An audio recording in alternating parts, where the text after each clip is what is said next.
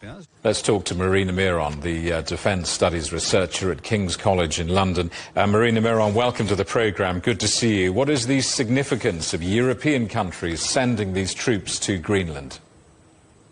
Good afternoon, Jamie. Well, European countries are hoping to show to the American administration that they can address some of the concerns that the US president has voiced, namely China's and Russia's presence.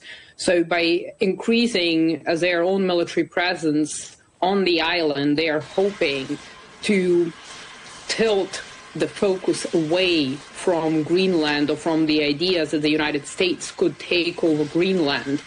That being said, is it going to be a deterrent for the United States, or is it going to be more of a show of force that NATO is there and NATO is going to protect U.S. interests in the region? And so that is one of the things that the Europeans are debating, even if they don't share the concerns that the U.S. president has voiced in terms of Chinese and Russian presence in that area. And I wonder how much of all this is a sign of a breakdown in trust between the United States and its European allies. What does it say about the relationship? Well, from what we have seen since Donald Trump entered started his presidency last January, is that he made American interests a priority. And his vice president, J.D. Vance, has explained to the Europeans that the Americans are disconcerted with the course that the continent has taken.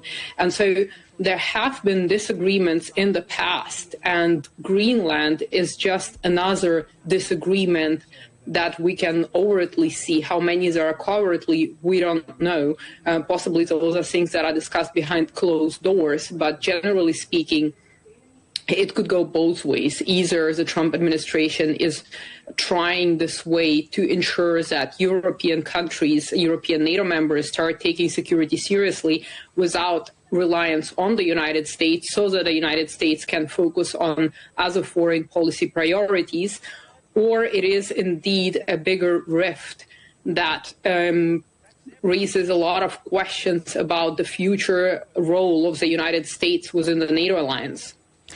Is Denmark's military build-up in Greenland meant to reinforce Denmark's sovereignty? It is a show of force from Denmark, despite the fact that, politically speaking, both the Trump administration and has expressed a friendly relationship with Denmark. That being said, of course, Denmark would be the most interested party in retaining Greenland. So therefore, it would be expected that the biggest contingent would be deployed by Denmark. That being said, which role that force will have in terms of will it actually generate the desired strategic effect in terms of political messaging when it comes to the United States is questionable. Mr. Trump's team, were they here, might well say, well, you know, good, Europe is finally pulling together, spending on defence and doing what it always should have done. It's a fair point, isn't it?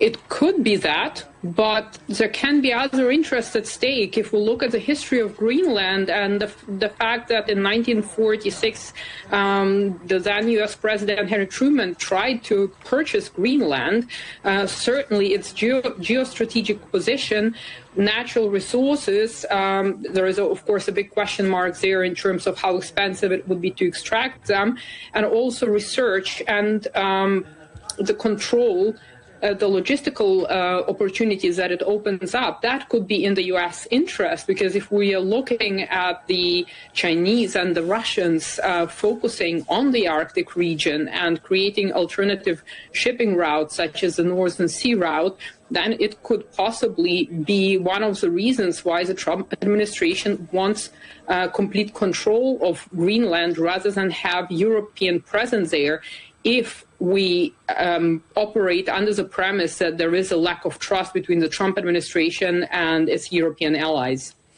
Good to talk to you. Thanks so much for coming on the programme. Marina Miron, Defence Studies Researcher at King's College in London.